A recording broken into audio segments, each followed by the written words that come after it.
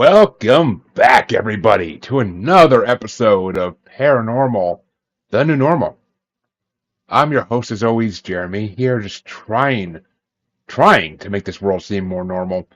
Does it ever happen? God, no. God, no. And is it going to happen tonight? You bet your ass it's not going to happen tonight, and I love that fact, so glad to be here tonight with you all, and to bring these two guests on, I am completely honored, and I am been looking forward to this episode for a while now, so without further ado, let me introduce my guests, Leslie and Stephen Shaw, UFO Hi. investigators, and and I gotta say, authors of the incredible book Who They Are and What They're Up to, which I only read snippets of it, folks, but I am dying to read this book in full because it sounds amazing. How you both doing tonight? Super. Thank you so Quite much for well, having us. quite well. Oi. It is my pleasure to have you both. It is, as I told you before we went live, it is far and in between we get UFO investigators in this show. Honestly, I think my last one was probably a year ago, and it's a shame because they are some of the greatest conversationalists and some of the most interesting people with the best experiences you'll ever meet. So I love having them on the show, and tonight's gonna be fun. But before we get into all the fun, I got to ask the same question I ask everybody when they start the show. And you guys can answer this in whatever order you want. It's up to you. But what got you into the paranormal? I think I'll take that this time. About the age of 30, I decided to start, which is about 33 years ago now. I was a state licensed acupuncturist here in California, and I had grown up in a family that came from wartime England, World War II, and we had this family spirit guide called Old Glegley that had been with the family bloodline for 3 generations, and things were just not starting to add up as far as like that there was just a spirit guide that was a ghost, and things were happening to me that just didn't make sense. So that's when I really kind of started my research really about in 1991.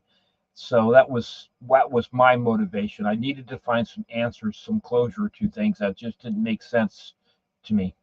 Stephen had the so many experiences with the paranormal in his youth, and basically it has never stopped. And I had never had anything, and I was so jealous, to be honest. But then in 2005, I saw my first UFO, and that really is life altering right there. Because now I had to know. I had to start researching, what are these things? Who are flying these things? What do they want? And so that was about 18 years ago, and that's when I began to really start researching and following, and that's about that's about when it started for me. Well, I mean, I that's one hell of an entry into the paranormal. I'll tell you that much. Hmm. But let's before I don't even need to ask my second question on this one. I already know that because it's gonna be tons of answers for that throughout the show, I'm sure. But let's step back a little second to this supposed spirit guide that followed your family for 3 generations. That kind of got me curious when I read that in your bio. I was like, huh. I'm like, that's so. It started 3 generations ago. I mean, did that start in the early 1900s or 1800s? I'm not that. It Generations started always with throw me my for a loop. with my great grandparents. That would be pre World War I. It started in Germany with the Newmans. The family bloodline was the Newmans.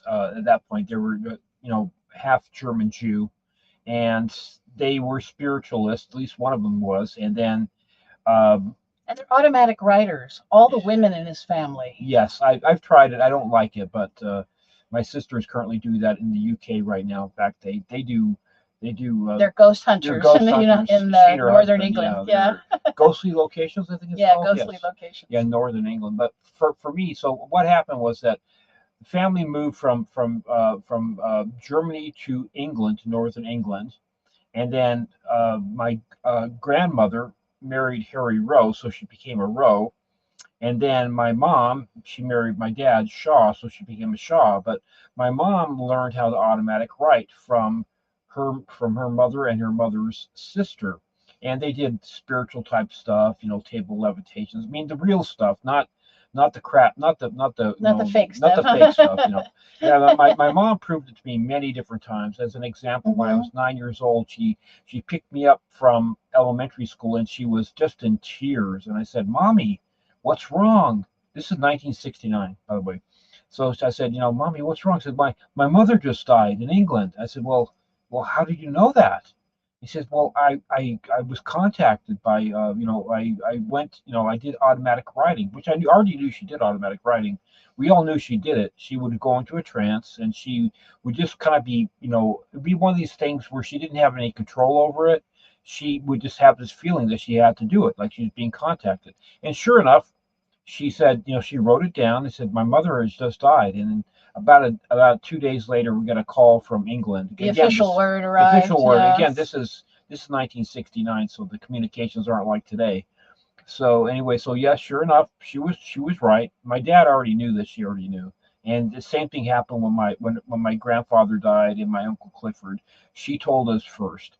So this is something I grew up in a family that it was a given that we had this protector, this family spirit guide that would show up from time to time, and for different reasons. Like my uncle Douglas, who was a Griffiths, his life was saved in post World War II in Ceylon, which is now Sri Lanka. He was in the Royal Air Force, and he was a pilot. In fact, he learned how to fly before he learned how to drive. So, anyways, he was sleeping in this cot in this multi-man tent, because I did myself. I did 6 years in the Navy, so I've set up multi-man tents, so I know what they're like. So he told me this, and I said, okay. So he was awakened in the middle of the night by this tall black entity. He said he looked like a tall black man wearing a red fez, and he said, Douglas, you need to get up and leave right now. If you don't, you're going to be killed. And so he just intuitively knew that this was the family spirit guy. So he got up, got out of the tent, and within about a minute or two later, a rebel party came in with machetes and some guns and killed a few of the officers. And he told me this, with a very straight face. This is the guy who grew up in wartime England. He was no nonsense guy. So, and he just like, okay, so this just confirmed what I heard from my mom and my dad. So I actually started being visited when I was 3 years of age, where I would commonly be visited by this invisible entity that would jump on my chest and my stomach in the middle of the night, kind of playfully, like a cat, but it Yeah. wasn't menacing or anything like that. But there was nothing there. An invisible cat. Invisible cat. And so, I just accepted it because I knew that we had a family spirit guide.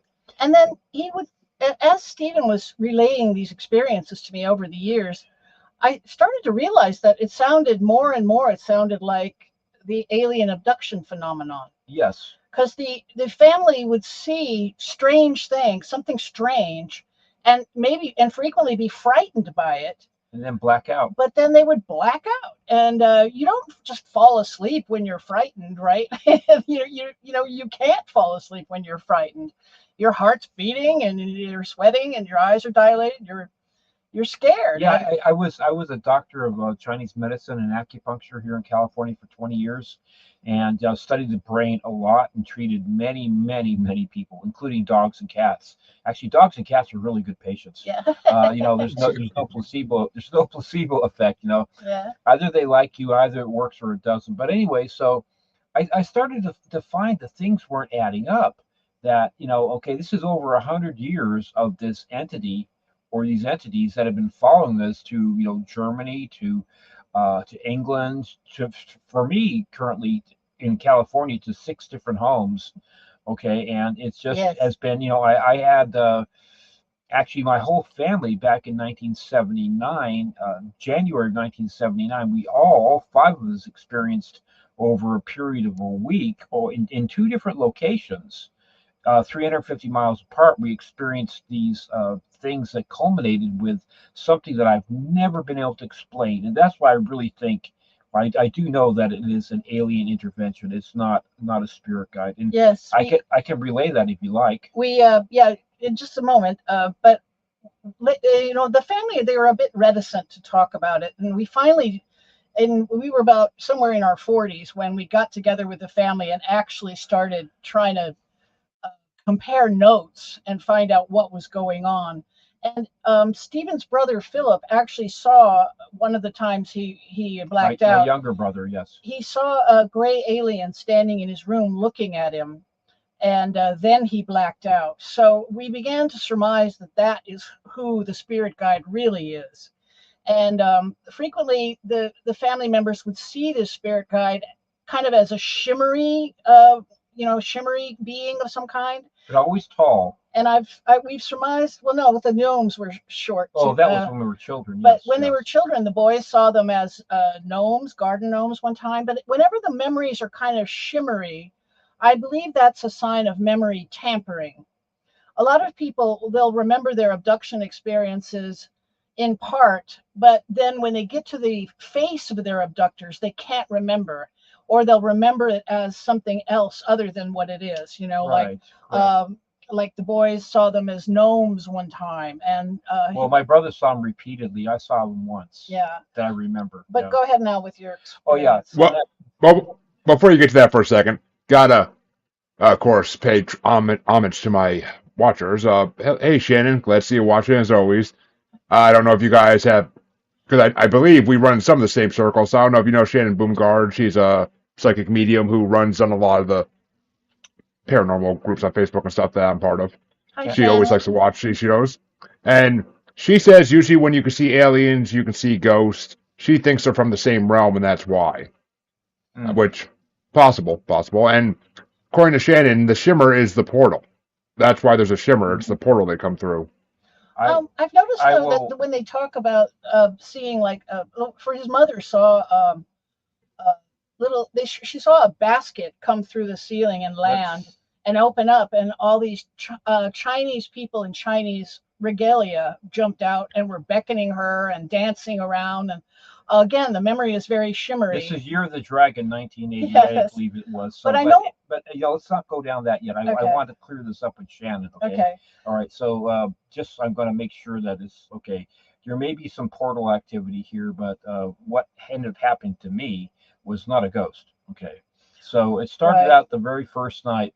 My dad came in for breakfast. We were both cabinet makers at the time. My dad was a master cabinet maker from UK. And he said, Stephen, my closet doors opened and closed on me last night. And I just kind of like shoved it off, said, okay, Dad, you're probably like imagining something. The next night, I was reading this book by Paramahansa Yogananda called Metaphysical Meditations. And I was really, I was studying Tai Chi at the time, starting to study Tai Chi. And I gave my dad this book, said, hey, Dad, you should read some of this stuff. And about half an hour later at 9:30 at night, he came into my room with this puzzled expression on his face. He said, Stephen, I'm hearing a silver bell by the fireplace. Myself being a lifelong musician, I know what a silver bell sounds like. So anyway, I went in there and said, sure enough, there's a silver bell being rung inside the 2x4 wall by the fireplace. So I got my sister, who was wanting to have nothing to do with this. My sister was 13 at the time. I was 18. And she said, where's that silver bell coming from? And sure enough, we all heard the same thing at the same time. We banged on the wall. It kept on going on for a good 10 minutes at least. We looked up the chimney flue, didn't stop, and then it just stopped. And about 10 minutes later, the next morning, my mom called from the house we were building up in Sonora, California, which is in the woods.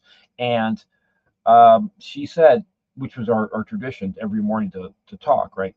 My brother was going to school up there, and she said, the funniest thing happened, Jeffrey. The phone rang, but Philip said the phone didn't ring. I heard this bell ringing, so I picked up the phone, and there was this voice on the other end saying, I am the invisible Ambichi, or something to that effect. And my brother swore, said, no, the phone didn't ring, but my mom did pick up the phone. So she heard a bell too. At the same time that we were hearing the bell in our house, Dion Fortune, a famous psychic from the 1920s in England, said that about silver bells you can hear sometimes. But anyway, the next night I was sleeping in my bedroom, and I was awakened by a whizzing sound in the air, like a and I just looked down the hallway, and I thought, well, maybe it was a bug or something like that. Just kind of tried to ignore it.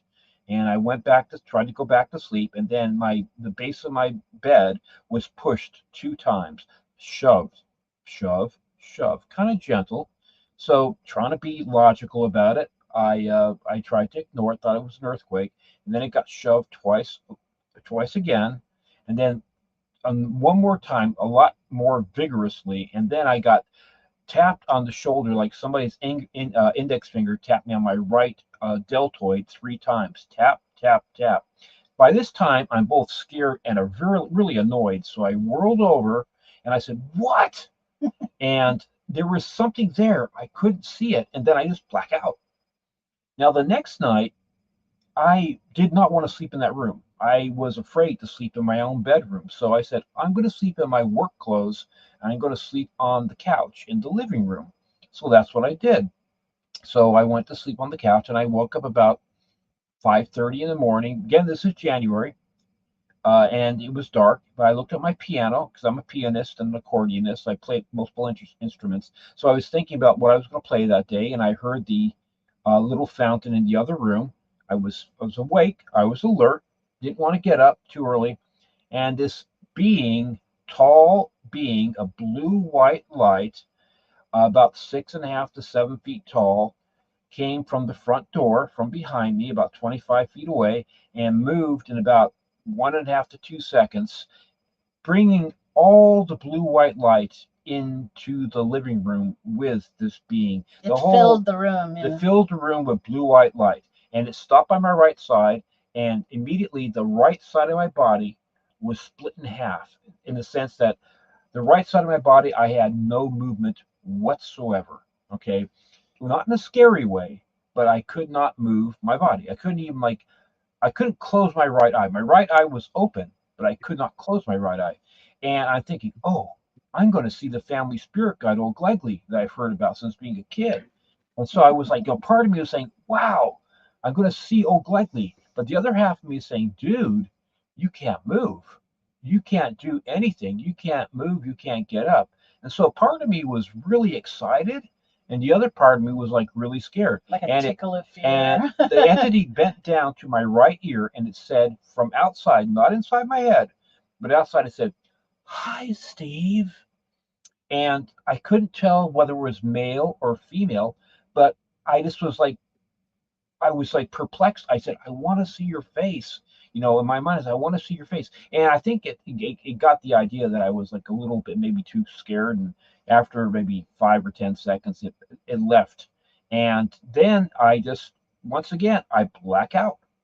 Um, I told my dad about it at breakfast time, but the thing that really makes it that it's not a spirit, okay, is that 6 hours later, it was 11:30 in the morning, and my dad and I were getting hungry for lunch. So I decided to reach into my right hand side pocket and pull out the coins and the money I had, put it on the table, and all the coins, the standard American coins, this is 1979, and they're all magnetized.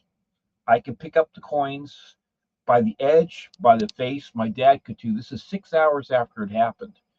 Now, the final night was I decided to go back to sleep, back in the bedroom. I decided, oh, screw it, So I went back to sleep in the bedroom. And my dad this time was awakened by seeing this wall of blue-white light, intense blue-white light energy that was outside of my door. And he thought, okay, I've been through wartime England. I'm going to get up and see what is going on, right? So he's getting out of bed, and this voice inside his head said, Jeffrey, go back to sleep. Nothing to see here. Everything's fine. Just go back to sleep. And that's what he did. And I have no memory of that at all. As far as I know, I have no clue whether I was abducted, whether I was contacted. I have no clue about that. We surmise, though, that he was taken. And while he was taken, he was subjected to a strong electromagnetic field of some kind that would have caused the magnetization of the coins. And, American coins are specifically designed not to be magnetic, so that they can vending machines and things, Go through TSA, yeah. And so it must have been a very powerful field for him to experience. And because the phenomenon followed the family all around the world, it seems to us that it's not so much a haunting as it is, they're tracking the family and preying on the family. With our research, we in the beginning of our research, the theory was that the aliens, about the abduction phenomenon, the aliens were just curious about us, just interested in scientifically, and we're going to take a few people, take a few samples, put people back, no big deal.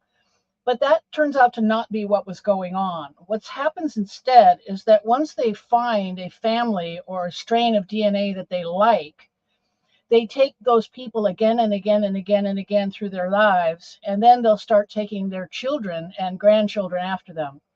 Once, if it meets the specific criteria of what they're after.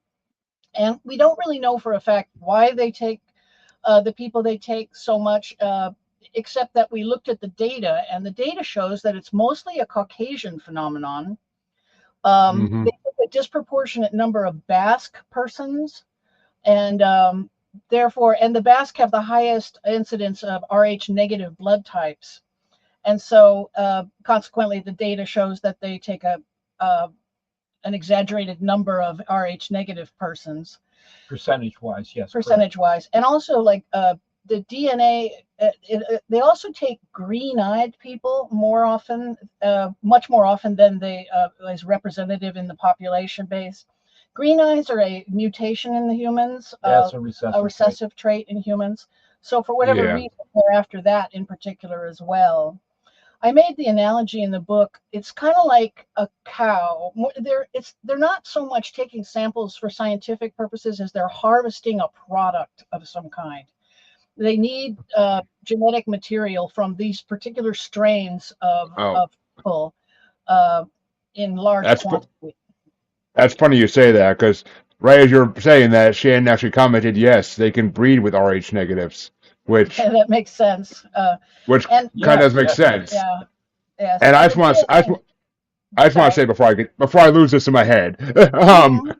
because I actually 100% agree that it doesn't sound like a haunting. It does sound like an extraterrestrial phenomenon because a few things you pointed out to me stuck out. The fact that the kids saw them as gnomes when grays are known to be able to shapeshift to make people feel more comfortable when they come in the room. I Hmm. mean, Right. I've heard stories of them of somebody seeing the monkey from Dunstan Checks In walk into the room at night. I've heard stories of a T Rex in a lab coat. So Uh, I feels like Greys do this to make children more comfortable so that they don't freak out when a. Cause I mean, if they see a 8, 9 foot tall gray alien walk in the room, they're gonna freak the hell out. I mean, if Yeah, they see something, yeah, go ahead. exactly. My brother, when he was between the ages of 6 and 8, he slept in the closet in our bedroom for 2 years, and I said, Philip, why are you sleeping in the closet? No, he didn't want to sleep in the bunk bed. So, well, I'm afraid of the little men that come in the middle of the night. And I remember when I was about his age that I had seen when I was sleeping in the top of the bunk bed, I saw these like 4 or 5 these little shimmery they look like garden gnomes that were walking into the room, and I didn't feel threatened by them, but I thought it was really really weird, and I hadn't really thought about it until Philip, and I asked my brother Philip. I said, why are you sleeping? And so I understood why he was sleeping there, because he was afraid yeah. of these little gnomes. And then he was the one who actually saw the tall gray that was at the other house we were building in Sonora, California, when he was 16 in 1982. Was one of the things he had 3 things happen to him. Yeah, One, it seems to come in clusters, yeah, like for some reason. yeah, he was 16. The first night he was awakened by these two bright white lights outside of his bedroom window, and the bedroom window didn't face any type of a street. We were in the woods. There was a creek down there and tall trees, and there was a drop off. So they were literally just hovering there in the air. He looked out, and my brother, type of guy who was teaching calculus at a Scientific mind. college level, and Yeah. Brilliant. he was a brilliant man, and he looked at these things and he couldn't figure out what they were, and then he blacked out. So the next night, he was awakened by this, he called it a scrabbling sound underneath his bed, and he just thought it was our cat. We had a couple cats, so he was used to like petting the cat, and he went down to pet the cat, and his wrist was grabbed by a human or a humanoid hand, and blacked out. Instantly blacked You know, out. if Yes. you're being grabbed by somebody, you're not going to black out. Also, he was terrified when Yeah. when he got, he felt the hand on him instead of a cat, right? And he said his adrenaline spiked, And then he blacked but out. it didn't matter. He blacked out anyway. And then right? it was the third night where he was awakened by seeing the tall, slender gray. Yeah, 6 foot tall or so. 6 foot or so taller. One of the taller And that ones. was in his room doorway, and he just blacked out. So that's when we kind of figured out who this old Glegley character was. I mean, people had seen him multi-generational, but always tall and skinny. I think of him as the family's handler, Yes. so to speak. Well, funny enough, because Shannon sometimes gets senses readings for my guest, and I guess she must have got a reading that your brother is a hybrid and that they check on him from time to time. They certainly checked on him from time to time. He's unfortunately dead since 2017. But he did, when you say checked on, he built a house kind of in remote forest area up in Sonora for himself, and he had a long deck alongside of it. And he told me that when we were visiting that he was getting these orbs regularly going up and down his deck, back and forth, and looking in his looking on his windows. His front deck, yes. And for weeks he ignored it, he said, but then he finally went outside and confronted it. He said he got the courage up to go outside, and he just stood there looking at it, and it was at the other end of the deck, and then it suddenly rushed at him and went through his body. He felt it going through his body, and he said it came out of like the back of his neck, near the top of his back. And he pointed to it, and I looked, and sure enough, he had a bruise back there, a round bruise. About a baseball size, roughly. About a baseball size, yeah. I think that's a scenario where they're checking on him. And they, to add to Shannon's question there, Stephen was a Tai Chi master for most of his life, teaching it. And he, Tai Chi is a moving meditation, and it helps open the chakras of the body. And when you open your chakras, you'll start to astral project more. You'll get the separation of the soul and the body, and you're able to go traveling. And it's a lot of fun. I started doing it myself, and I enjoyed it. But Stephen, it seemed like whenever the veil would come down and he'd be in the astral plane, they would be on the other side waiting for him and kind of harassing him. So it's almost like they communicate and with us on a psychic level. And as soon as he enters the astral realm, they're able to approach and communicate via yeah, again, it's not always bad, but frequently it is. And it's, I still get visitations. So last couple months I've had a couple. One was this very, very large entity, well over 6 feet tall, with golden eyes, that was in my bedroom, staring at him first thing in the morning, just looking at me. And I decided, I'm going to ask it what's going on. So I said, what do you want? What do you want? And eventually it went away. I can't remember. I may have blacked out again. But then a few months ago I had to go to the bathroom about 6 in the morning. So I'm a 250-pound guy, so I don't just jump out of bed. But this particular time, I jumped out of bed and I just went right to the door, just like I was 160 pounds, like I used to be, and I was like trying to open up the door, and I couldn't open the door. So because he forgot his body in the bed. I said, okay, I forgot my body. So yeah, it's over there. I turned around and I looked, and I went back over to my body, and I thought, did I just die?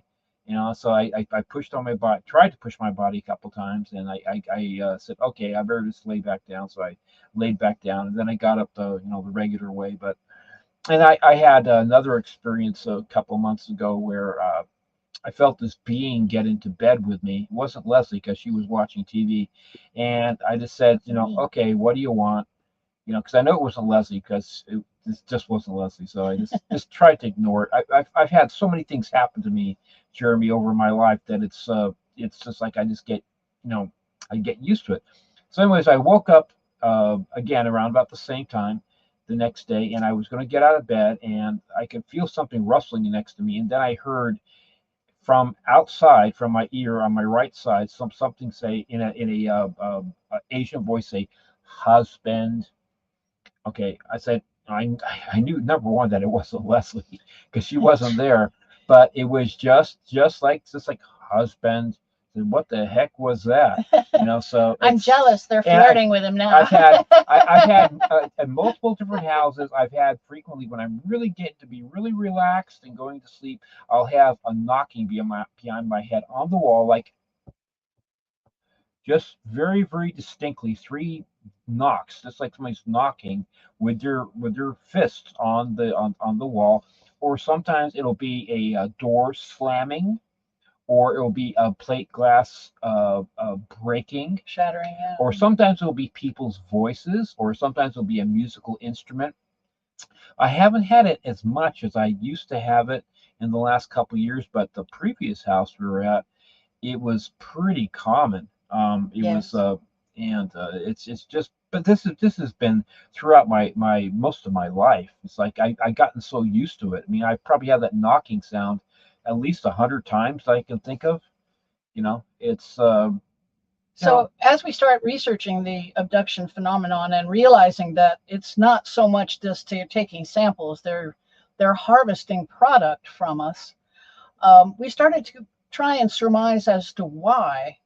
And I've made the analogy in the book, like it's kind of like a farmer and his cow, right? The cow he puts out in the field to generate milk, eat grass and generate milk. Then he abducts the cow and takes the milk and puts it back out into the field so it can make more milk. And it seems like that's what they're doing. But with us, it's more like they're after our eggs and our sperm. And they want to give us time to regenerate those things before they take us again and again and again. And like I said, I feel like old Glegley is the family's handler. And just like a farmer and his cow, the farmer also protects his cow. And we found that O'Glegley has protected the family several times.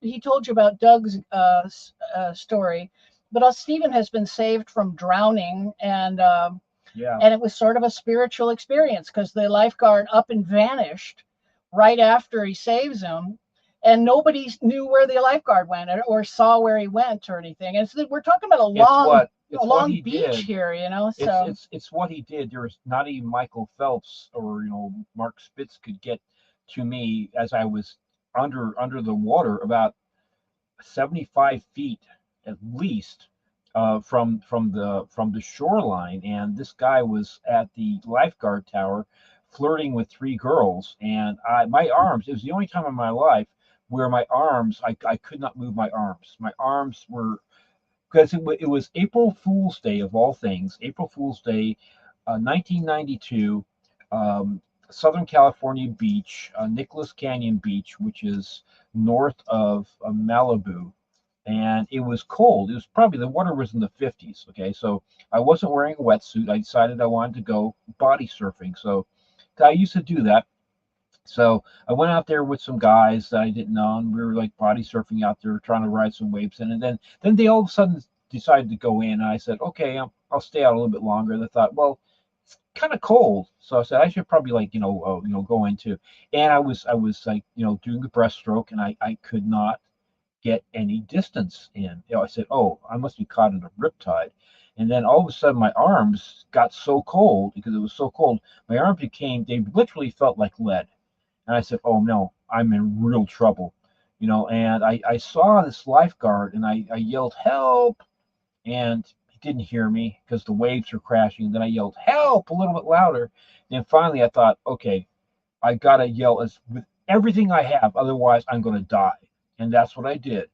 And all of a sudden, he realized that I was going down. And after I yelled help that last time, I went down. I was 6 feet under at least, and I started to see the light.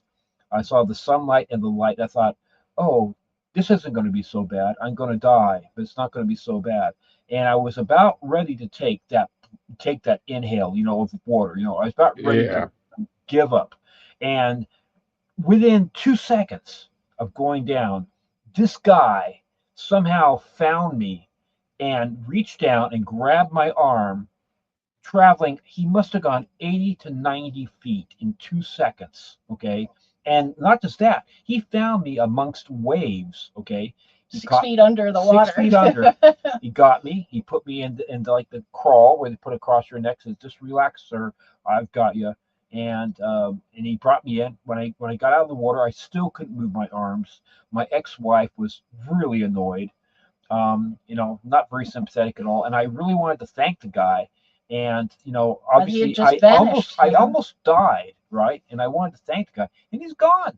He's not there. Nobody knows where he is. It just came out of nowhere, and this was like one of 2 or 3 things like that have happened to me. It seems like they're protecting the family members as well as harvesting the products they need. There's no way that guy could have gotten there. Yeah. No way. Which, I mean, it's kind of interesting you say that, because Shannon actually commented a little while ago saying that the Watchers are the ones that are harassing you, because she said they're not mean, but they just don't have boundaries with talking to people. Correct. That's what I feel. Yes, exactly. They don't have boundaries. That's for sure. and she said your alien protects. That's why he snatches you from too far into the space when you meditate. Right. Mm-hmm. I believe that too. Like, say, some people say, well, do you want to get rid of them? No. Oak Legley, I have this relationship, as far as I'm concerned, that Oak Legley is a protector, and Oak Legley is. I would just like to sit down and have a conversation over a couple of beers with Oak Legley. I would like to say, just let me know what you want. I'll be happy to help you. I'd be happy to do that. Just let me know what your agenda is. I'm game. I would rather know than have it a mystery. But I know that something is happening. I mean, I just know. So, I have so much missing time too. So as we start to do our research on the UFO phenomenon, we immediately noticed that it wasn't lining up. The theories were not aligning with what few facts we could discern, right? The theories were at the time that these beings are coming here from distant star systems through portals or interdimensional travel or time travel. And it just didn't make sense, because we know that they come, worldwide reports are about 10,000 reports per year. And this is every year going back hundreds of years, and in some case we think thousands of years.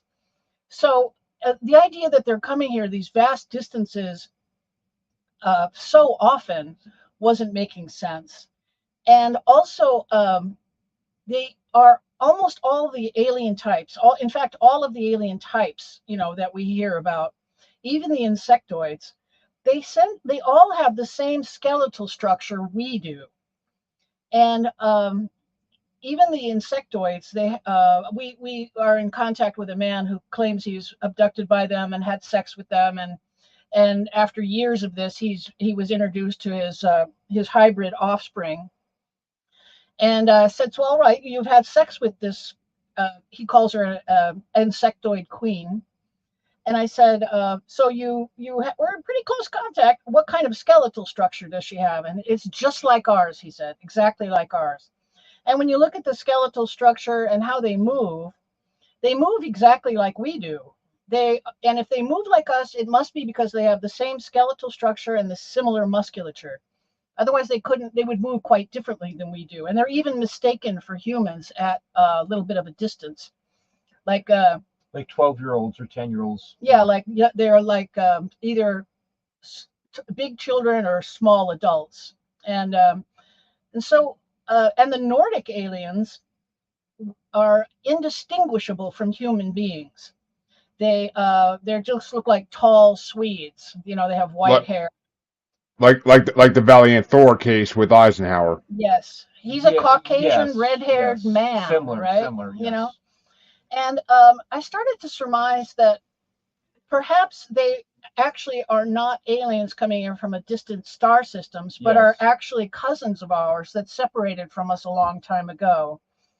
And as soon as I applied that theory to our data, suddenly all the data starts making sense.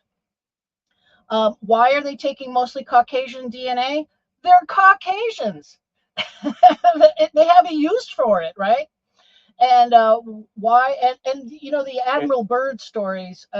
Ariani, the diary where he claims to have met the Ariani living under the ice sheet. Yeah, the city under the ice sheet in Antarctica. And yes. he describes them again as men, and that testimony started to make a lot more sense to us too, because uh, they they consider us to be kind of barbarians. We are barbarians. According to Byrd, he said he quoted them as saying, we want nothing. Normally, we have nothing to do with you people and your barbaric wars, but because now you have broken the atom and you have this immense power, we have to intervene now, because this power is beyond your ability to control.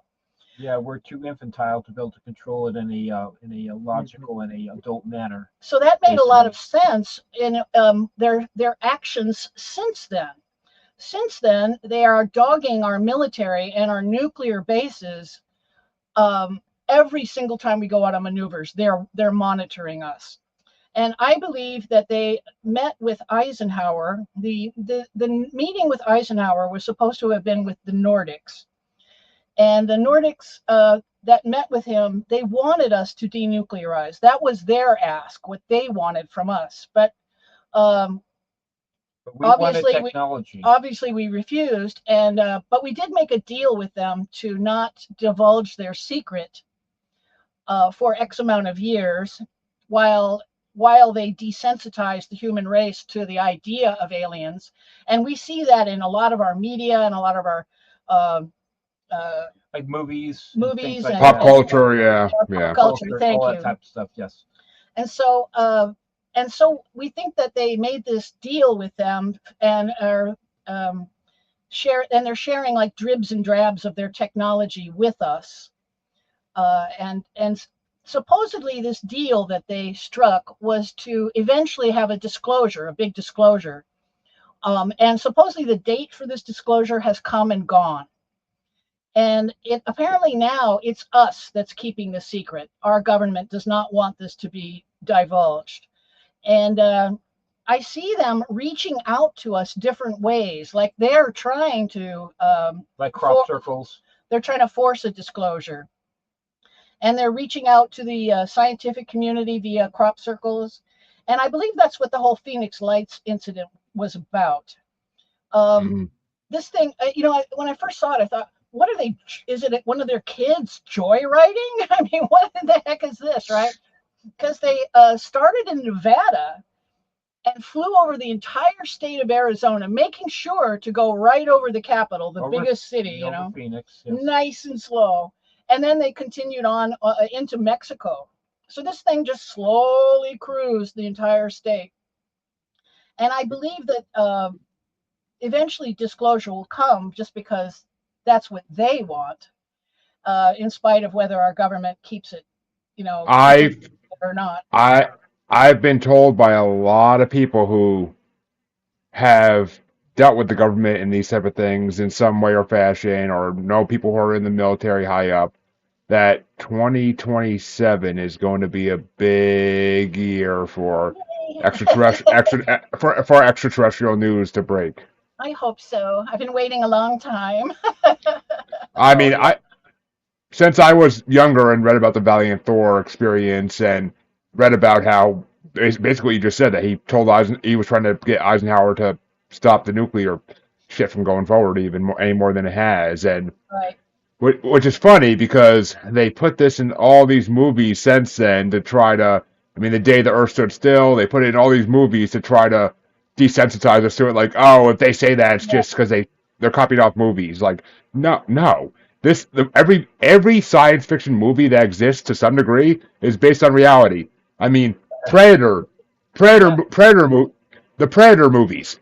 The director's father was in the military and high up and saw extraterrestrials with the technology to do that. That's where the idea came from. Mm-hmm. Yep. In fact, I got I don't usually say this in most of our broadcasts, but my uncle, I told you, that was saved by old Glegley in the RAF. He became a very wealthy man. He and my aunt, who was my mother's older sister, and they used to entertain at the top of Beverly Hills. They had this house that they had built, and Shatner would come over there, and Nimoy, and especially And Roddenberry, Gene yeah. Roddenberry, Gene Roddenberry, and his wife at the time, who played Nurse Chapel. I always forget her name, but she was also on Star Trek Next Generation. She played Oksana. Oksana Troy, yes. Yeah, Troy. Yeah. So, anyways, one time Gene Roddenberry was over there. They were having a party, and he was this is when he was making the first Star Trek, right? And he was like having a lot of trouble with the studio, and he just got too drunk, and my uncle had to actually kick Gene Roddenberry out of the party. But my uncle, he golfed with Shatner and with Nimoy and things like that, and it's kind of like we always had kind of like this, my uncle was he was very well connected, let me put it that way. But he said that Roddenberry was quite an interesting character. So one of the things I brought to the our relationship was that I minored in college in ancient art history, and studied a lot of ancient art, obviously, and I started noticing too that our knowledge of ancient art seems to be dead wrong. A lot of it is just wrong, and the wrong date. And for instance, and then I read that book when I was in college. I read the book about the flood myths. This guy named Fraser in the 1700s, he wrote this book. He went around the world and collected 500 separate flood myths from 500 separate cultures. And since then, 1,200 have been discovered. We've found a lot more of them since Hancock's then. work, Fingerprints of the Gods. And there's 1,200 Noahs, right? There's 1,200 Noah Ark stories, or some sort of a similar story. And almost all of them, in fact, I believe nearly all of them, talk about forewarning from God. God says, I'm going to destroy the world. You'd better build an ark, or go to high ground, or dig underneath. So in order for this to have been forewarning that they must have spotted this thing a long time ago. The one I'm talking about is the Younger Dryas comet that struck the Lake Superior area. And it was at the time we were still in an ice age, just kind of coming out of an ice age. And so this area was still an ice sheet. And I surmised that the flood really did happen. And I started looking into it years ago. And about 3 decades ago, they discovered nanodiamonds in the Uccello horizon and the Younger Dryas boundary. These are layers of soil that are 13,000 years old. And the concentration of nanodiamonds was high in the North America, near the Labrador Sea. It was very high up there. And nanodiamonds only form in celestial impact events. What happens is when a meteor, comet, or asteroid enters our atmosphere, it brings dust with it in its tail, and it super heats the dust, and it forms these little microscopic round diamonds. And like I say, they form in no other way. So we knew there was a celestial impact of some kind, but they hadn't found the crater yet. Yeah, there's a layer that's found on 4 different continents in the northern hemisphere and 10 different countries so far. That's about an inch thick. That shows that there was a worldwide in the northern hemisphere all the forests of the world in the northern hemisphere were on fire at the same time. All on fire. All on this charcoal layer was this very, very high concentration of nanodiamonds. So as the comet was coming through the atmosphere, it had these air bursts that caused it catch forests on fire. And so the Uccello horizon is this little layer of charcoal about 1 inch thick from that time. And then the Younger Dryas boundary is on top of it. It's about 1,100 years of showing that there was drastic climate change and climate upheavals right after the Uccello horizon. So eventually we thought that when they found the Hiawatha crater, we thought that might be the one, and I wrote it in the book and then since then, no, that one has been proven to be 48 million years old. To be 48 to 58 million years ago. So, but since then they've discovered the Younger Dryas comet It was only like 500 miles on the other side of the Labrador Sea. Who knew there were two asteroid impact zones? They there. They dated it to 12,850 years ago. So that's the one that caused it. So my analogy is it still was Colonel Mustard with the knife, but it wasn't Colonel Mustard with the knife in the kitchen. It was in the conservatory. In the conservatory. So it's still the same thing. Okay? So I had to correct that, and I apologize to my readers who because I thought it was the Hiawatha, but it's really the Younger Dryas. I mean, it's no big deal. But we think the same result happened. So our theory is that prior to this impact, the human race was a lot more advanced than we know. Yes, we definitely were more advanced. Yeah, remember, they talk about it with Atlantis, for instance, was this city with flying cars and very advanced. We definitely had advanced astronomy. That's the only way you could know with 1 or 2 years in advance that there's something coming. That you couldn't do anything about, or let's say maybe you would try, like in Deep Impact. Like the movie Deep Impact, trying to destroy it. We think it was like a Deep Impact scenario where, oh God, this thing is coming. What do we do to survive it? And in the movie, Plan B was to dig deep underground, these underground arcs, as they call them in the movie. And I think that is exactly what happened. And this is where the human race, we think, separated into two. The ones that escaped the cataclysm and kept all their knowledge and all their technology intact, and the rest of us poor schmoes that were on the surface and almost wiped out to a man. We believe the human race, there's a genetic bottleneck near this time period that shows us being wiped out to about 10,000 individuals. Yes, surface humans were 10,000. It's called a genetic bottleneck, which is verifiable from 13,000 years ago. So yes, and the entire population is regenerated from those 10,000. Yeah, it's like the haves and the have-nots. The have-nots, basically, the Aborigines. They didn't go into the Ark, with the other people, and were saved into space. I mean, I actually 100% agree with all this. I mean, these are actually all theories I've thrown on the show before. I mean, the fact that, the Great Flood, I mean, it's pretty much proven at this point that definitely happened at some point. I mean, because it's in everywhere. It's in Japanese mythology, Egyptian mythology. It's in Gilgamesh. I mean, it's in freaking Mesopotamian mythology. So it has to be the Hopi, something that's there. Samoans, they all have. Everybody has a flood myth. Like I said, there's like 1,200 Noahs. And even if we didn't know about the nanodiamonds and the Younger Dryas comet, and just looking at 1,200 different stories about this, you'd think it's a worldwide shared event. But now we actually have the smoking gun. Now we know for a fact that this thing hit and caused worldwide tsunamis, possibly 2,000 foot high. Because we think a lithospheric shift also occurred at the same time.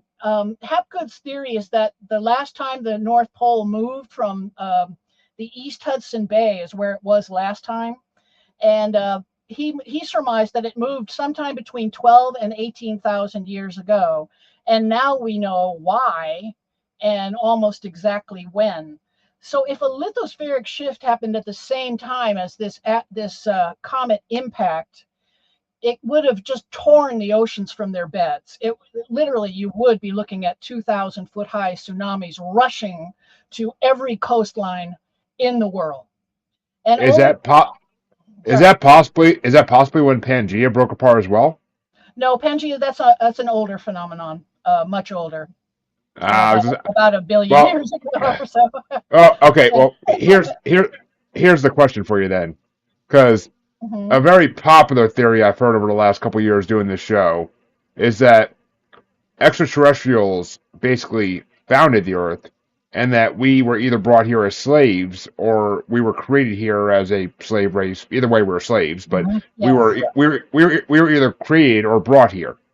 That's the Anunnaki theory, where the uplifted, basically the and we agree. Homo erectus. We actually agree with Sitchins. Now, we've been talking about the events of 13,000 years ago and the separation of the human race into the knowledgeable and the cavemen, because they knocked us back into the Stone Age. But 300,000 years ago, Sitchin says that the Anunnaki, and it's not Sitchin making it up. He was translating these tablets, these Yeah. Sumerian tablets. The Anunnaki were aliens that came here from Nibiru, which is a planet that supposedly is part of our solar system, but has an enormous orbit. And they supposedly took Homo erectus and uplifted us into Homo sapien. And it looks like this may actually have happened because our genetic genomes are showing signs of tampering near the speech centers, with the Broca's brain, right, darling? Broca's brain, yeah. We have a neocortex, which Homo erectus didn't have. In fact, Homo sapien was the first uplift, and then Homo sapiens sapien is what we are currently.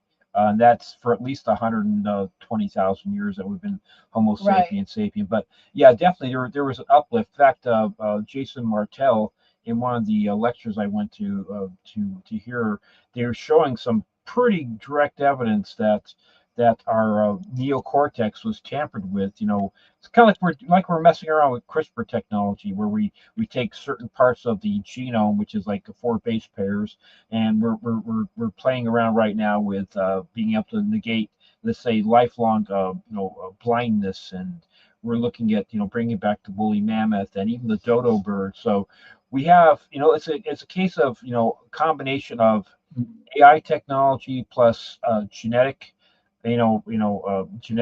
manipulation. We can actually do this. And so, if you give human beings, Homo sapiens sapiens, a 10 to 13,000 year head start, you just look at where we are going to be in 50 years if we don't blow ourselves up. I mean, we will have AI servants in our houses, and our kids will be growing up, from the standpoint that this is all just normal stuff. Right. I mean, where we've gone in the past 120 years, from basically having no cars and no airplanes to where we are now, it's pretty phenomenal. And this uplifting, it represents millions of years of evolution that happened in just a few thousand years.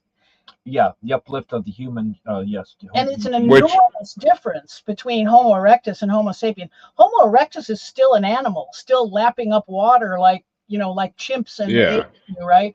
Whereas, the Homo sapien, we build houses and chairs and cups to drink our water, while we're sitting in our nice chair that we made ourselves. It's an enormous difference in the brain. Exponential jump. Yeah, in short time. Makes you think that if we made this much of a jump in this short a time, we had to have some assistance somewhere. I mean, one of my uplifted ourselves, Yeah. I mean, one of my favorite book series when I was in, I think, middle school was the first book, and it was called My Teacher is an Alien, and it was a young adult series, but I mean, it basically was based around the whole theory that Einstein and other great minds in the human race were actually aliens in disguise, and they were helping push the human race along. And I'm like, it got me thinking at a young age, like, what if this is kind of true? I mean, a lot of things that we've come up with don't really make sense. Like one human is just going to all of a sudden figure out how to crack the atom. Like, I don't think it's that easy to find out that fast, because that wasn't happening until right before World War II started. And then all of a sudden, World War II starts, and it happens in a matter of a year or two. And it's just like, that doesn't seem like something we could do without help. It was funny because, Enrico Fermi and Oppenheimer, but Fermi, he would spend hours in a bathtub, and he would just be like, just thinking about physics and about the atom and that kind of stuff, and he came up with the idea that gave the ability for Oppenheimer to actually make it happen. And again, he was like in this this almost like semi-trance like state. Same thing with Tesla.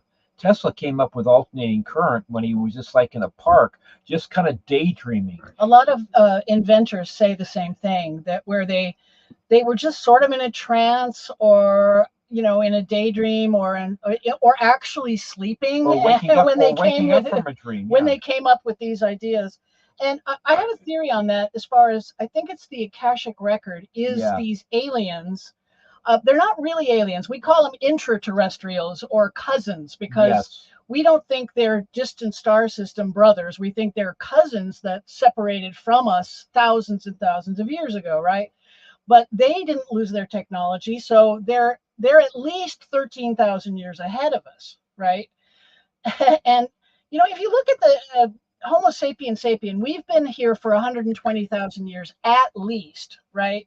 And mainstream archaeology would have us believe that we just sat around for 107,000 years without Without really building a doing house or much, building the wheel or didn't anything like invent that. anything, didn't make the wheel or the house or anything, right? We, And then 13,000 years ago, we suddenly get smart and start oh, advancing I, forward. You know what I mean? I mean, it's like all the religions try to make you believe. We were all just sitting around waiting for Jesus to show up, but like it's basically, Or Buddha. I mean, that's the problem with.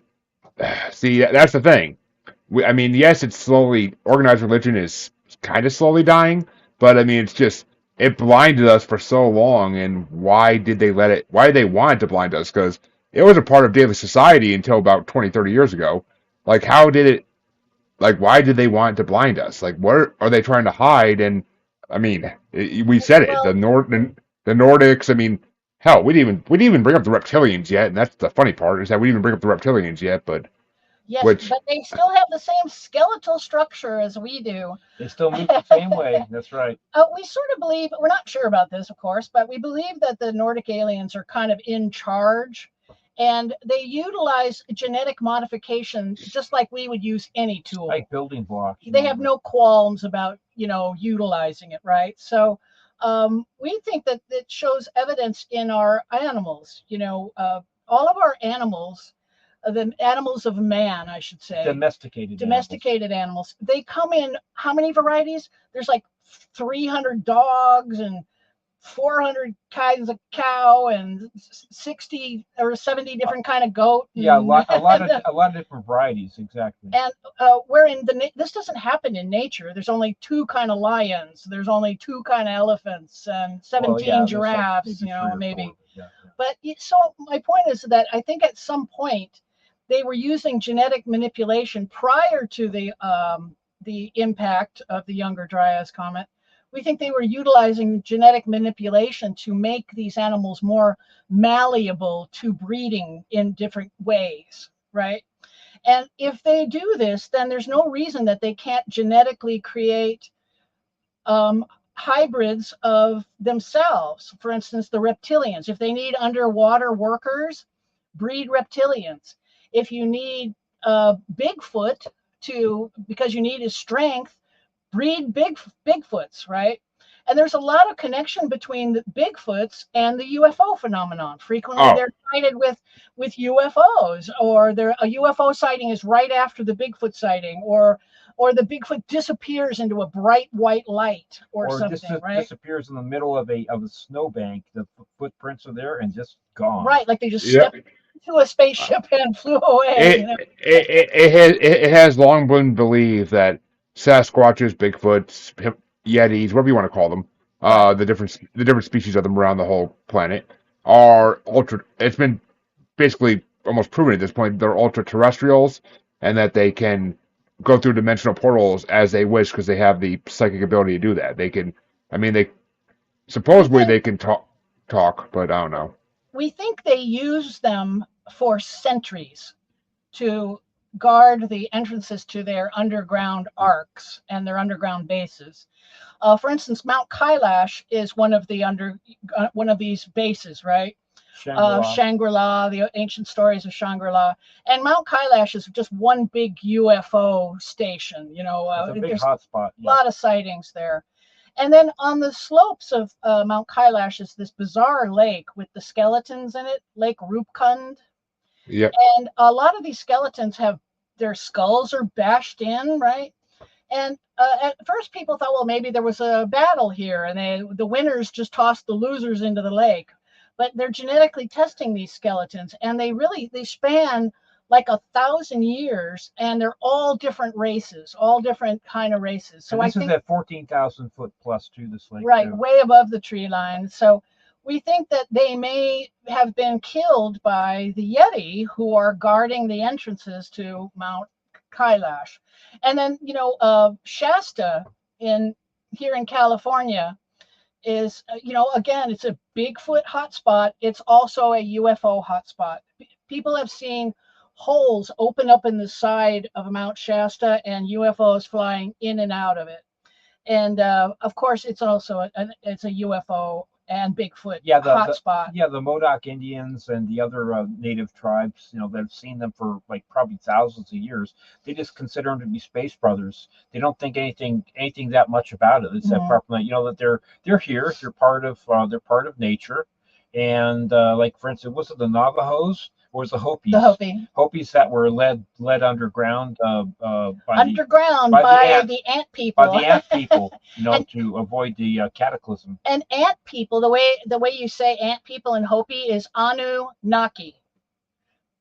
That's how they say the word ant people. And Anu is ant, Naki is people.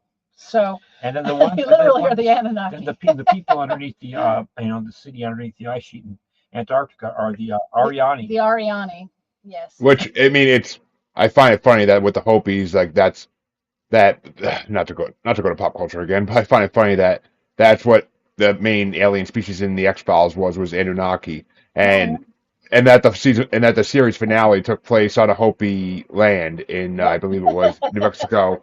But actually, Ginger has a good question for you. Do you notice more UFO activity during earthly natural disasters like volcanic eruptions or devastating fires? Yes, we see them, and it seems to be pretty yes. Yeah, it's like they like to watch the destruction of like volcanoes. They're definitely seen, and they also are seen frequently hovering right over mountains or right over our pyramid structures. And we think that they actually are kind of charging their batteries somehow with the piezoelectric energy from the pyramids. Maybe. See, that's an interesting theory from where the area I live, because I live in Worcester County, Massachusetts, and the radon in our mountains, it's highly believed that we're a high UFO area because they use the radon to fuel their ships. Maybe indeed. And the Hudson Valley, which I know it's not right there, but there's a big area there that is also a UFO hotspot. That's where I grew up, actually. Really? Yes. If you like, before we quit, I would like to tell your audience what the UFOs, what they're composed of. The ones from 1947 Roswell. There's actually a chemical composition that a few pieces have been found. They've been analyzed by electron microscope.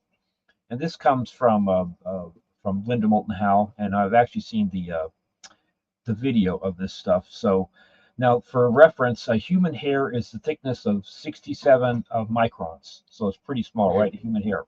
So the outer shell is composed of the UFOs that were being flown around Roswell, 200 to 400 microns in size, combined of magnesium and zinc, almost pure. Okay, now the next layer is absolutely 100% pure bismuth, which is 2 to 4 microns in size, so really, really tiny.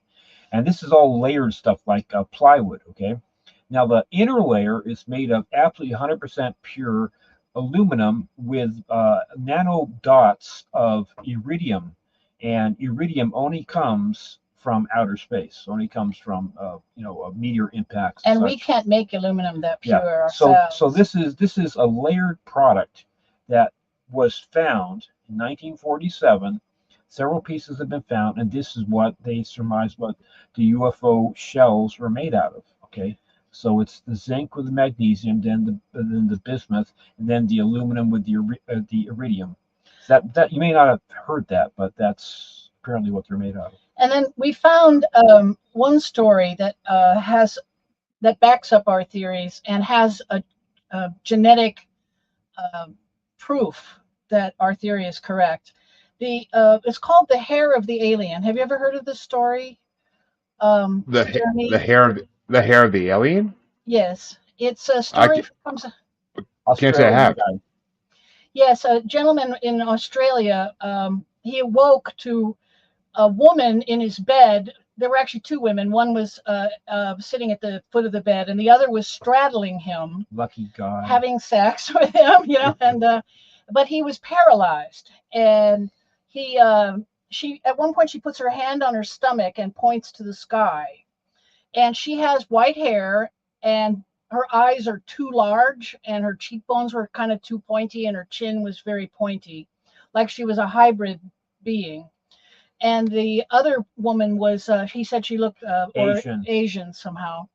And they had sex with him, and then they leave. And then the next morning, he awakens to find this hair, this white hair, in bed with him.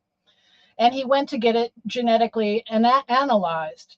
And the hair is clear, like fishing line. And humans don't have clear hair ever. Even albinos don't have clear hair; they have white hair. But when they genetically tested the hair, it tested human, except a bizarre human. It was like Basque, Gaelic, and part Chinese, but only a subset of the race, about 1% of this people. And so it's a human hair. It tests as human, but it's a mutated hair. It's from a mutated human. It's not fully human. And this fits right in with our theories that a lot of these, and so many of the sightings that we've read about, the ships are coming up out of the ground or out of lakes, up out of the ocean, up out of volcanoes, out of the sides of mountains like Mount Shasta, up out of ridges and mesas, and so many times they're launching. It's obvious they're launching from underground in our planet, and we know of some underground bases for sure. Like Mount Hayes is one in Alaska. The Black Pyramid base in Denali, that's another base. Again, and this is big, huge Bigfoot area. Alaska, of course, is famous for their Bigfoot sightings. Again, there's these Bigfoots associated with places we know they have bases. Right. And another base we know of is the Dulce, New Mexico. It's called the Dulce Air Force Base in UFO circles. He probably knows about them, right? Yeah. Jeremy. Oh God, yeah. Oh God, yeah. He's probably heard all about that. And so the Dulce papers, the evidence of this security guard who was not supposed to go down into the lower levels but did. He says that he saw these vats, like hundreds of these vats, that had like aliens, gray aliens, and alien hybrids growing in these vats. And we believe that's where they're taking the stolen fetuses they take from people to finish developing in these vats, or in places like this, like the Dulce base, where they have this technology. And why? I'm sorry. Go ahead. Which, I mean, it's. I'm actually really, really happy you said that what you did about the Bigfoots, because, I mean, I proposed a theory on this show when I first started it about Earth being a prison planet, and that was a huge part of my theory, is that the Bigfoots are basically the prison guards on Earth, and they're here to keep an eye on us, and that was a huge part of my theory. I mean, it was either that or the Bigfoot were prisoners on Earth as well, because they were undesirable species in space. But I mean, either way.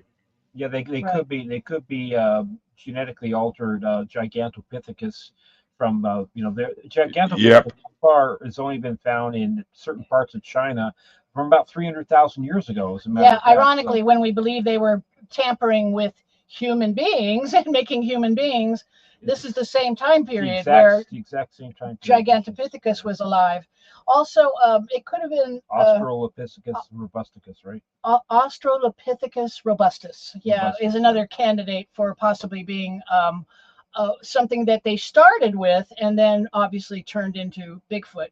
And we don't think that Bigfoots can speak, but we believe that we know the aliens are telepathic. They communicate with us telepathically when they're abductees, when they take them. So we think that one thing, as we were doing the chakra opening work and starting to astral project, we also started to be able to read each other's minds a lot more. Stephen is already psychic that way, but he already knew how to do that. He became even more so. And so I came to think that telepathy is actually a human ability, but it has atrophied in us. Like I told Leslie, but not with them. For instance, let's say when you think of a tree, you don't think of TREE, okay? We have thousands and thousands of languages on this planet, right? But when you think of tree, anybody thinks of tree, they see the picture of a tree first. That's why the original languages were pictographic languages, then ideographic languages, and then actually, like the English language is a real derivation that takes a lot more intricacy to be able to understand what TREE means. These symbols means a tree. Okay, but so that's why the aliens or brothers, as we call them, cousins. They are cousins. They communicate with us on a telepathic level, which is much more simplistic. They don't have to know 7,000 different languages. They communicate directly with anybody. From the standpoint of using pictographic languages, which is the way the brain works anyway. In fact, the ancient Sumerian, the Proto-Sumerian language, it's cuneiform later, but the early one was more like hieroglyphics, picture language. Pictographic language, yes. Yes.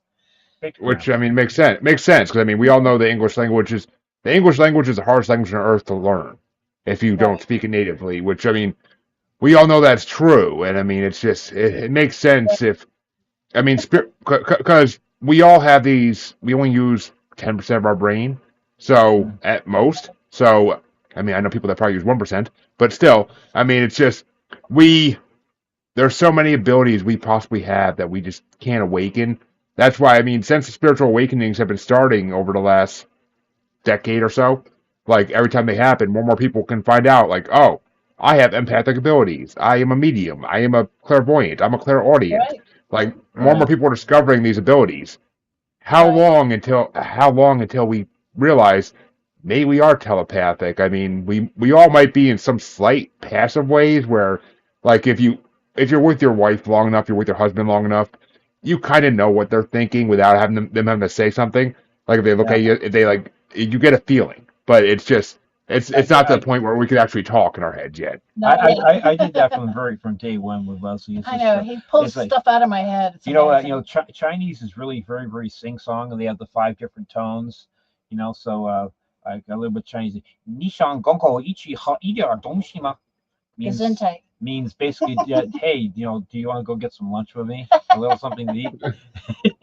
你想跟我一起喝一点? So it's like, but it's very sing song, Now like, cut that out. So here we are. We've got these alien cousins living under our feet, and also we think they have bases around the solar system on Mars and Phobos and our own moon. And so in that way, they're extraterrestrial, but when they come here from there. But mostly we think they're sharing the terrestrial with us. And they have a problem, right? They are more spiritually advanced than we are. They're more technologically advanced than we are. But they have 8 billion of us on top of their surface of their world. Yeah, they have a problem. And so I think that's what the Akashic record is all about. I think on a psychic level, they are broadcasting knowledge out nonstop. And people are able to tap into this, and it's like they're trying to advance our race and make us less barbaric. And it's a long project, right? It's a really slow and long project. But I think that's what the Akashic record is that this constant knowledge broadcast going on, trying to uplift us slowly into being more advanced. And that's why there's these bizarre simultaneous inventions. Like they might broadcast how to make a radio before we invented radios, right? They'll broadcast how to do it, and maybe 100 people are in this psychic ability to pick it up, but only 2 of them maybe have the wherewithal to act on the knowledge, so to speak. Right. Yeah, there's that book of like 200 simultaneous inventions throughout history, and Yes. it's really interesting. It's And I yeah. don't put Which I that in the mean, book. We're going to write that in the second book. But that's I a mean theory we it's. have. I mean, yeah, I 100% agree. There's a base on the moon at least. Mars, possibly, I could say the moon 100% because Yes. I don't believe I'm twisted on that one, like kind of conflicted. I don't know if we never went there and it was completely faked, or if we did go there and we were basically told don't come back. But Have I you ever I don't know you ever read which. the book? You ever read the book of Jim Mars, who was involved with NASA? It's called Alien Agenda, and I read this maybe about 25, 30 years ago. And he was the first. It was the first time that I ever read about that, how the moon rang like a bell when NASA, Yep. a couple of different lunar, different things Right. into it, and it's a really good book, Alien Agenda, and it's just no nonsense stuff, and yeah, you start to look at it, and of course, it's like Hoagland with his stuff when he's talking about the dark side of the moon and what the Chinese have seen on the dark side, and it's there's something going on. Let me put it that way. There's something going on. And we think Oh, that they were playing God, Yeah, or thousands of years ago, when they were first coming back to the surface and having to deal with humanity again. They used to play gods, right? Because we were so naive, it was easy to do, right? All they had to do was show us their advanced technology and we would believe they were gods. And this is true. You read about this in the Watchers, that oh, Shannon was talking about, and also cherry in the cherry in the very sky. Yeah. right, yeah. the pantheon of Sumeria and the pantheon of the Greeks. They're always 12, right? They always have a pantheon of 12 beings. And now we think that we're too sophisticated for them to play God anymore. Now they're playing space And aliens. now we think they're playing space alien. Like the Valiant Thor, for instance, he told the Pentagon, he said, "Oh, I'm from Venus." Well, we now know that's a lie because Venus can't support life as we know it, right? But you know, the whole idea we think is to keep us looking up and It's out a and away when we really should be looking Right, down exactly. and under the ground, you know? which Exactly.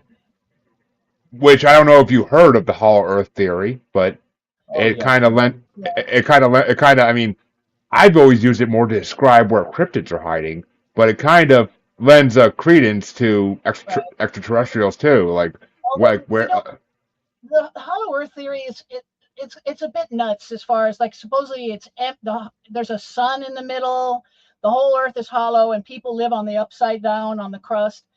We do not uh, ascribe to that in oh any way.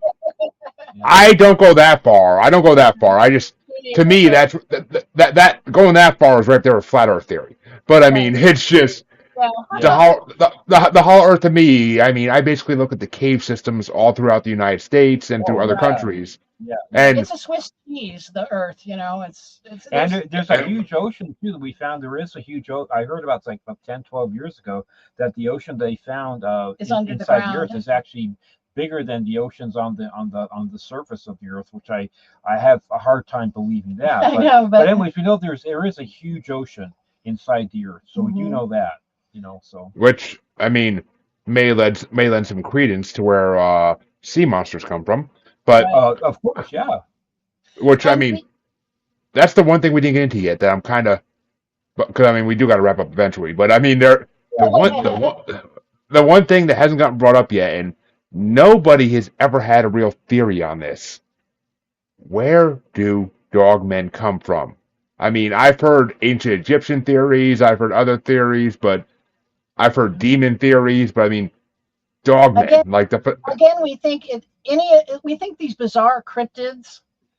It's one of two things: either they're breeding them for whatever reasons, for whatever their needs are, they're breeding these things, or it could be that remember I was saying they tamper with memory. So yeah, it's possible that they're again. I'd have to read the individual accounts of what these accounts say. I haven't studied it thoroughly, but they also tamper with memory to where you're seeing you saw a gray alien while you were abducted, but that's not what you end up remembering later. They change the face of the alien in the memories, and they tamper with the memory.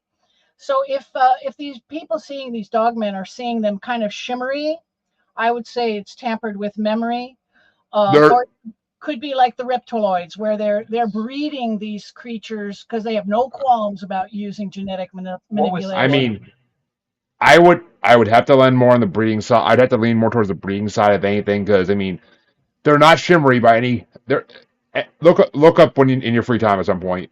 NADP, North American Dogmen Patrol. I wish what the fuck the P stands for, but it's literally a group of people. There's the United States is divided into 5 or 6 districts in it, and thousands upon. I mean, dogmen are the newest paranormal phenomenon that they've been around forever, but they're the newest paranormal phenomenon that's really getting talked about. They're basically the new Bigfoot, and I mean, Man is people. another one of these really unusual cryptid kind of creatures that I mean, maybe what's something they're breeding. because I could tie him back to I could tie it back, and other people have too, to Enkidu in the Gilgamesh epic. Oh, the Enkidu, yeah.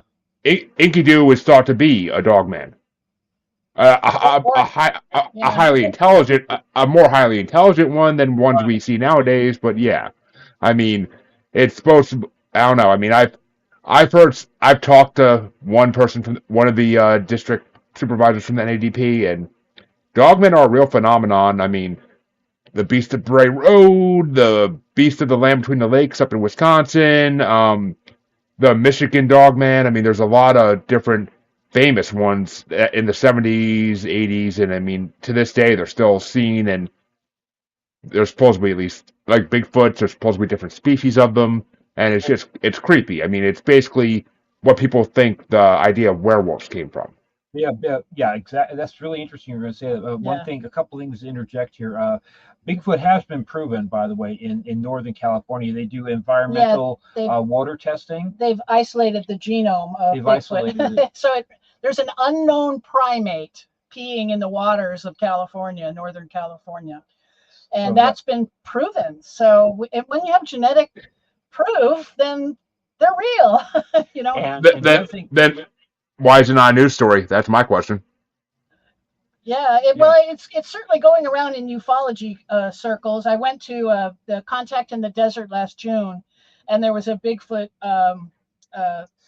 seminar, and they showed the scientist, this lady who's isolated the genome from both environmental archaeology, where they take water samples and hunt down whatever things are peeing in it, and also there was an account of a man who he was confronted with Bigfoot next to his house, and Bigfoot turned around and ran, and he crashed into the wall of his home and then turned the corner and ran. And where he crashed into it, some hair had got stuck on the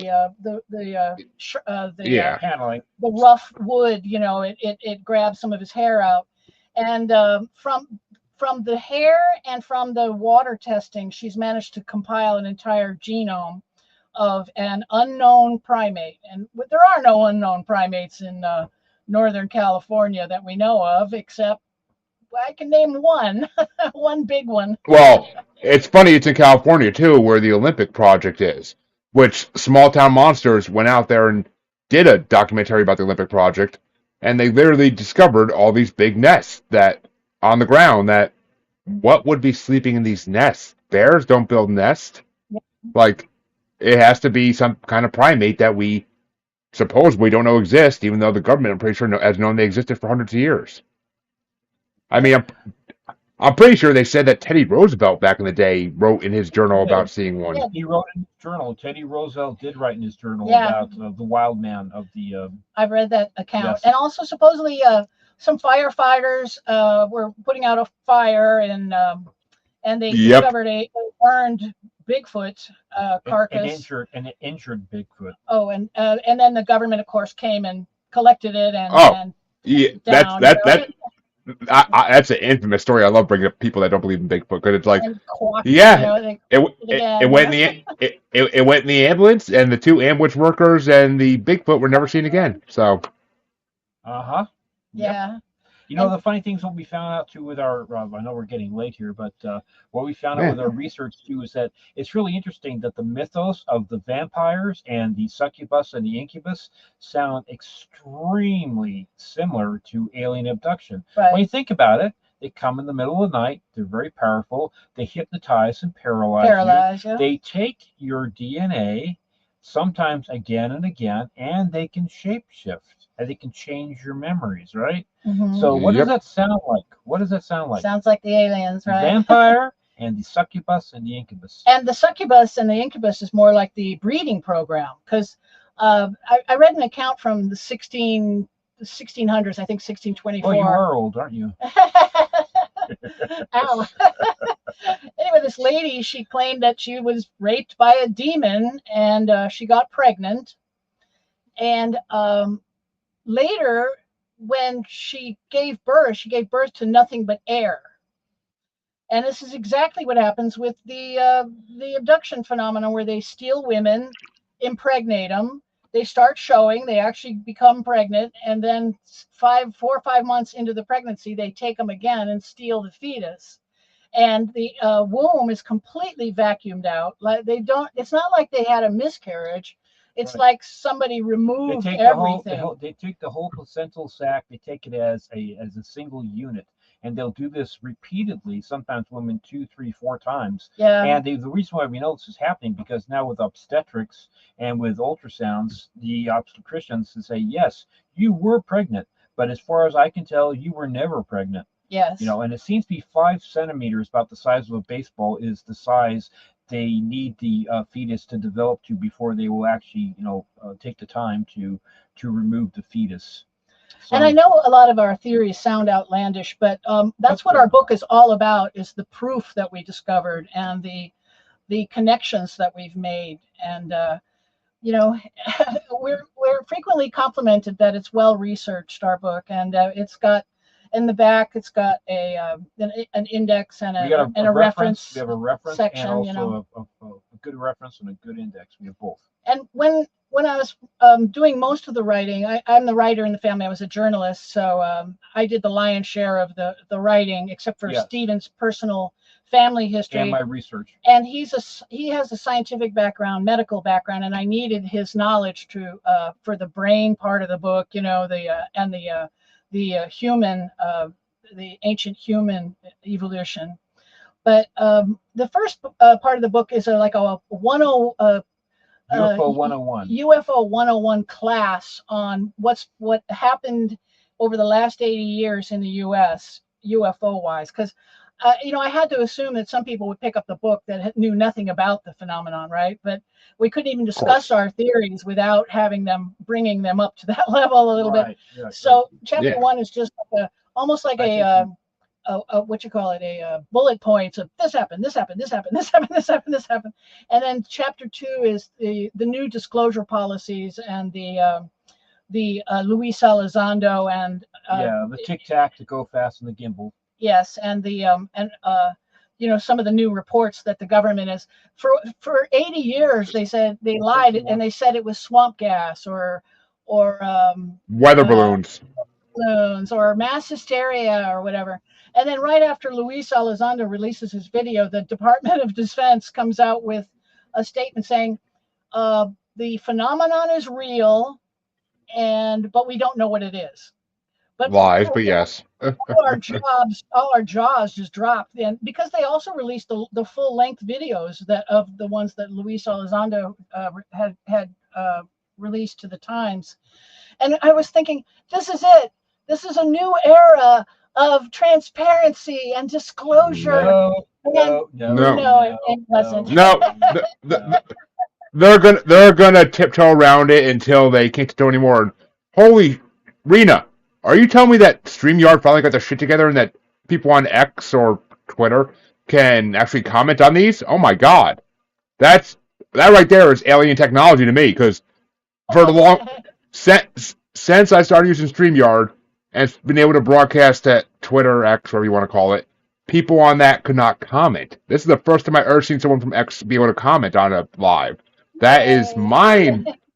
That is mind blowing. That's mind blowing. I'm psyched about that. Like, I mean, I'm psyched about this whole conversation we had for the last hour and a half. But that right there just like is equal to me because it's just I never have seen people on X actually comment on a live. It never was a possibility. It used to always say people on X cannot comment, but that's wow. Oh, they can, huh? That's good. Thank you, StreamYard. Thank you. Yay. Finally. Not just sitting around You doing finally nothing over there. finally popped the cherry, you know. And no, and Shannon, you do not comment too much. I'm telling you, you do not comment too much. You bring so much life to my shows. I freaking love you. So don't ever think that's sweet.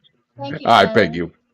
But yes, why don't you tell the people where they can find where can they find your book? Where can they find you guys if they want to get you on their show for an interview? Because I know some of the people watching are podcasters.